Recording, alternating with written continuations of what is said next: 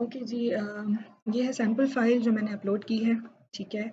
और अब मैं इसके साथ एक न्यू शीट को इंसर्ट कर रही हूँ जिसमें I will write returns. Here I will be calculating the returns of all those companies जो कि सैम्पल फाइल के अंदर है। पहली दो कॉलम्स को मैंने control C and then control V कर दिया यहाँ पर, ठीक है। अब मैं जाऊँगी शीट 1 पे दोबारा और 1 जुलाई से सारी की सारी डेट्स को मैं कॉपी करके यहाँ पर पेस्ट कर दूंगी। 1 जुलाई से 28 जून को मैं इसलिए कॉपी नहीं कर रही कि 28 जून का रिटर्न निकालने के लिए मुझे 27 जून की रिटर्न इंडेक्स भी चाहिए होगा, but since I do not have those return, so I will be starting the returns with the 1 जुलाई, ठीक है। अच्छा, अब मुझे यहाँ पर रिटर्न्स का फॉर्मूला इंसर्ट करना है, तो I insert is equals to sheet 1 में जाऊंगी जहाँ रिटर्न इंडेक्स का डेटा मौजूद है, D2 यानी कि 1 जुलाई का return index divided by C2 यानी कि 28 जून का रिटर्न इंडेक्स -1। जैसे ही मैंने एंटर किया तो यहाँ पर मेरे रिटर्न्स आ गए। अगर इस फाइल में आप देखें बहुत सारे आपको ये NA नज़र आ रहे होंगे, यानी कि there is no number over here. अगर ऐसी सिचुएशन है तो यहाँ पर आपके रिटर्न्स में एरर आ जाएगा। तो उस एरर से इस एरर को अवॉइड करने के लिए मैं इफ़ एरर का फॉर्मूला लगा रही हूँ। इसको मैं डबल क्लिक कर रही हूँ, comma NaN and then bracket close, enter. अब आप यहाँ फार्मूला बार में देख सकते हैं कि मैंने इफ एरर का फार्मूला यहाँ लगा दिया है कि अगर कोई एरर है रिटर्न इंडेक्स की फाइल में तो फिर आप NaN इस पे इंसर्ट कर दें, आप कोई फार्मूला कंप्यूट ना करें, ताकि हमारे पास वैल्यू एरर एक लिखा हुआ आ जाता है, वैल्यू हैश का एरर वो ना आए, ठीक है। Now I want to drag this formula in the whole row till the cell where I have the data or I have the date. उसके लिए मेरे पास शॉर्टकट ये है कि मैं इस सेल पे जाऊंगी जहां पर डेट्स लिखी हुई हैं, शिफ्ट कंट्रोल राइट क्लिक। जब मैंने शिफ्ट कंट्रोल राइट क्लिक किया तो मेरा पूरा का पूरा रॉ सिलेक्ट हो गया। अब मैं इस आखिरी सेल जो जिसमें डेट लिखी हुई है उसके नीचे क्लिक करूंगी।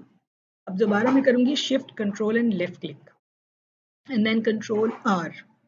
तो ये मेरे पास पूरी की पूरी रॉ में मेरा डेटा जो है वो कंप्यूट हो गया, यानी कि मेरे रिटर्न्स पूरी की पूरी रॉ में कंप्यूट हो गए। अब मैं बिल्कुल आखिरी सेल पे दोबारा आ जाऊंगी, ये सिलेक्ट होने दूंगी, पूरी रॉ सिलेक्ट हुई हुई है और यहाँ पर देखें ब्लैक कलर का एक स्क्वायर बन गया छोटा सा, इसको मैं डबल क्लिक करूंगी, स्क्वायर नहीं आई मीन प्लस बन गया, छोटा सा जो प्लस बन जाता है ब्लैक कलर का, उसको मैंने डबल क्लिक किया तो मेरी पूरी की पूरी शीट के अंदर रिटर्न्स कंप्यूट हो गए। जहाँ तक मेरे पास सैम्पल फाइल्स मौजूद थी वो सारा का सारा मेरा डेटा कंप्यूट हो गया है।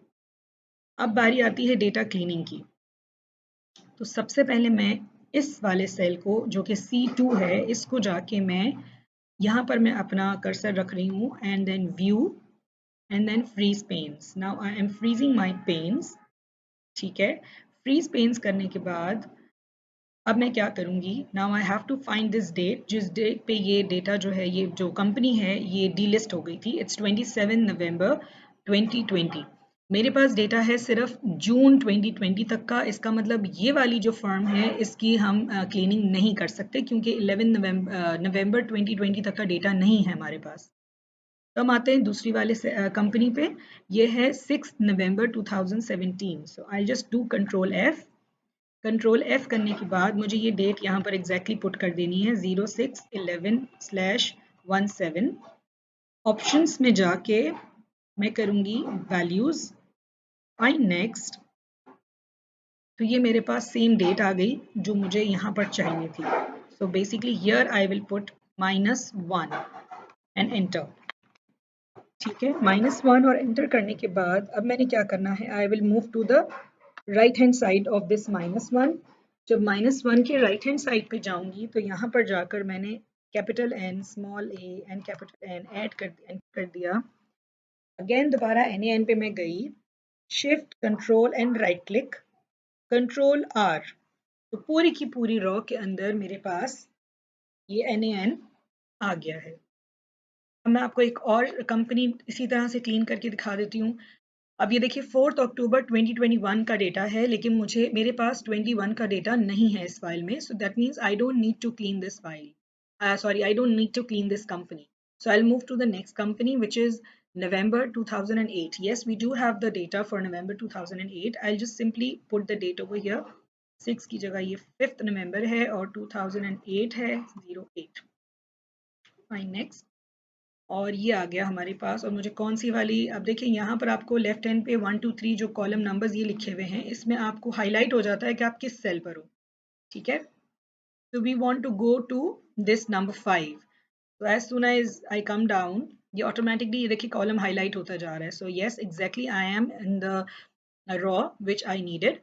तो यहाँ पर मैं -1 इंसर्ट कर दूंगी एंड देन अगेन -1 के राइट हैंड पे जाके NaN जो ऑटोमेटिकली लिखा हुआ आ गया और दोबारा NaN पे अपना सेल कर्सर रख के शिफ्ट कंट्रोल राइट क्लिक, ये पूरी की पूरी रॉ सिलेक्ट हो गई। कंट्रोल R का मतलब होता है कि जो फर्स्ट सेल में आपने लिखा है वही पूरा का पूरा फिल कर देंगे। तो ये कंट्रोल R जैसे ही करेंगे तो पूरी की पूरी रॉ जो है वो आपकी NaN से फिल हो जाएगी। आप देख भी सकते हैं इसको, इस तरह से हम ट्रैक करके देख लेते हैं। देखिए पूरी की पूरी रॉ आपकी -1 के बाद सेलेक्ट हो गई, ठीक है जी।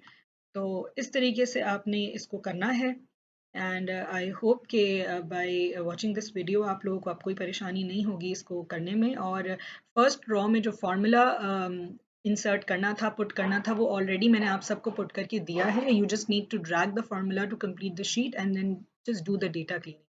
Thank you so much.